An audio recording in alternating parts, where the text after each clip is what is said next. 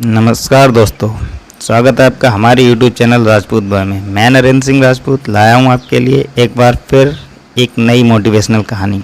Akbar Birbal special 3 सवाल। महाराज अकबर बीरबल की हाजिर जवाबी के बड़े कायल थे। उनकी इस बात से दरबार के अन्य मंत्री मन ही मन बहुत जलते थे। उनमें से एक मंत्री जो महामंत्री का पद पाने का लोभी था, उसने मन ही मन एक योजना बनाई। उसे मालूम था कि जब तक बीरबल दरबार में मुख्य सलाहकार के रूप में है, उसकी यह इच्छा कभी पूरी नहीं हो सकती।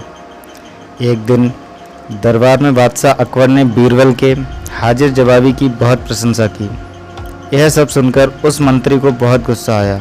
उसने महाराज से कहा कि यदि बीरबल मेरे 3 सवालों का उत्तर सही दे देता है तो मैं उसकी बुद्धिमत्ता को स्वीकार कर लूँगा, और यदि नहीं तो इससे यह सिद्ध होता है कि वह महाराज का चापलूस है। बादशाह अकबर को मालूम था कि बीरबल उसके सवालों का जवाब जरूर दे देगा, इसलिए उन्होंने उस मंत्री की बात स्वीकार कर ली। उस मंत्री के 3 सवाल थे। नंबर 1, आकाश में कितने तारे हैं। नंबर 2, धरती का केंद्र कहाँ है। और नंबर 3, सारे संसार में कितने स्त्री और कितने पुरुष हैं। बादशाह अकबर ने फौरन बीरबल से इन सवालों के जवाब देने के लिए कहा और शर्त रखी कि यदि वह इनका उत्तर नहीं जानता है तो मुख्य सलाहकार का पद छोड़ने के लिए तैयार रहे। बीरबल ने कहा, तो सुनिए महाराज, पहला सवाल।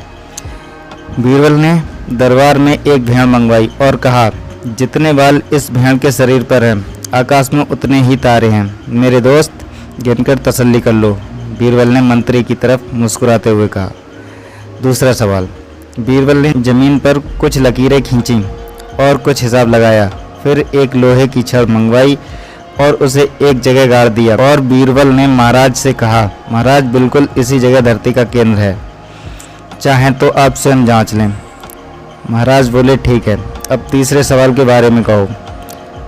अब महाराज, तीसरे सवाल का जवाब बड़ा मुश्किल है, क्योंकि इस दुनिया में कुछ लोग ऐसे हैं जो ना तो स्त्री की श्रेणी में आते हैं और ना ही पुरुषों की श्रेणी में।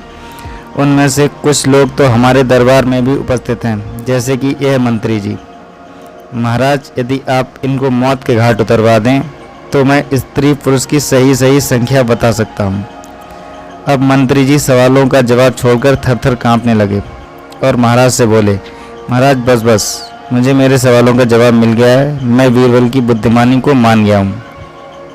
महाराज हमेशा की तरह बीरबल की तरफ पीट करके हंसने लगे और इसी बीच वह मंत्री दरबार से खिसक लिया। तो दोस्तों, कैसी लगी आपको हमारी ये कहानी? कमेंट के माध्यम से हमें ज़रूर बताएं और चैनल को सब्सक्राइब कर लें। मिलते हैं नई वीडियो में एक नई कहानी के साथ।